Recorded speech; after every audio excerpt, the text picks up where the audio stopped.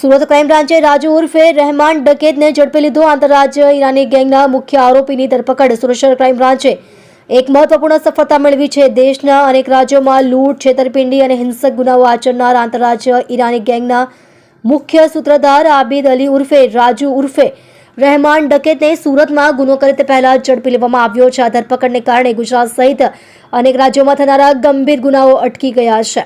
ધરપકડ કરાયેલો આરોપી ભોપાલના કુખ્યાત ઈરાની ડેરાનો મુખ્ય સંચાલક હોવાનું બહાર આવ્યું છે. રાજુ ઉર્ફે રહેમાન છેલ્લા ઘણા વર્ષોથી એક સુવ્યવસ્થિત ઇન્ટર સ્ટેટ ક્રિમિનલ નેટવર્ક ચલાવતો હતો અને 6 થી વધુ અલગ અલગ ગેંગોનું સંચાલન કરતો હતો. ભોપાલથી થતો સમગ્ર ગુનાખોરીનો કંટ્રોલ પોલીસ તપાસમાં ખુલ્યું છે કે રાજુ ઈરાની ભોપાલથી બેઠા બેઠા નક્કી કરતો હતો કે કઈ ગેંગ કયા રાજ્યમાં જઈને ગુનો કરશે.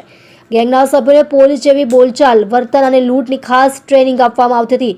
જો કોઈ સભ્ય પકડાય તો તેના રહેવા, છુપાવા અને વકીલ વ્યવસ્થા સુધીની તમામ જવાબદારી રાજુ ઈરાની સંભાળતો હતો. બદલામાં લૂંટની રકમમાંથી મોટો હિસ્સો તે પોતે લઈ લેતો હતો. ખતરનાક મોડસ ઓપરેન્ડી, નકલી પોલીસથી સાધુ સુધી અનેક રૂપે લૂંટ. રાજુ ઈરાની ગેંગની મોડસ ઓપરેન્ડી અત્યંત ખતરનાક અને ચાલાક હતી. નકલી સીબીઆઈ પોલીસ બની લૂંટ, સફારી શૂટ પહેરી અધિકારી બનીને ખાસ કરીને વૃદ્ધોને ટાર્ગેટ કરાતો. ડિસ્ટ્રેક્શન ટેકનિક, કપડા પર કેમિકલ નાખી ધ્યાન ભટકાવી કિંમતી સામાન ચોરી લેવાતો. સાધુ જ્યોતિષનો વેશ, સોનું સાફ કરી આપીને અથવા દોરા ધાગાના બહાને ઘરેણાની લૂંટ. નકલી પોલીસ નાકાબંધી, હાઈવે અને એકાંત રસ્તાઓ પર બેરિકેડ્સ ઊભા કરી લૂંટ. પોલીસ રેડ વખતે પથ્થરમારો, મહિલાઓ અને બાળકોને આગળ રાખી ગુનેગારોને ભગાડવાની યુક્તિ.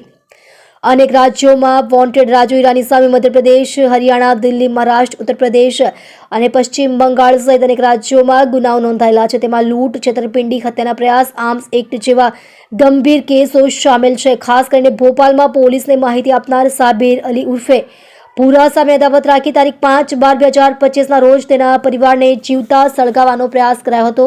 આ ખૌફનાક ઘટનામાં પણ રાજુ ઈરાની મુખ્ય આરોપી હતો અને ત્યારથી તે ફરાર હતો. એમપી રેડ બાદ સુરત સુધી આવ્યો. 28/12/2025ના રોજ મધ્યપ્રદેશ પોલીસે 150થી વધુ જવાનો સાથે ભોપાલના ઈરાની ડેરા પર રેડ કરી હતી, જેમાં 34 પુરુષો અને 10 મહિલાઓની અટકાયત કરવામાં આવી હતી. દબાણ વધતા રાજુ ઈરાની ભોપાલ છોડીને સુરત તરફ વળ્યો હતો. સુરતમાં ગુનાઓ આચરવાની તૈયારી દરમિયાન સુરત ક્રાઇમ બ્રાન્ચે સતર્કતા દાખવીને તેને ઝડપી લીધો, જેના કારણે એક મોટી આંતરરાજ્ય ગુનાખોરી અટકાવવામાં સફળતા મળી છે.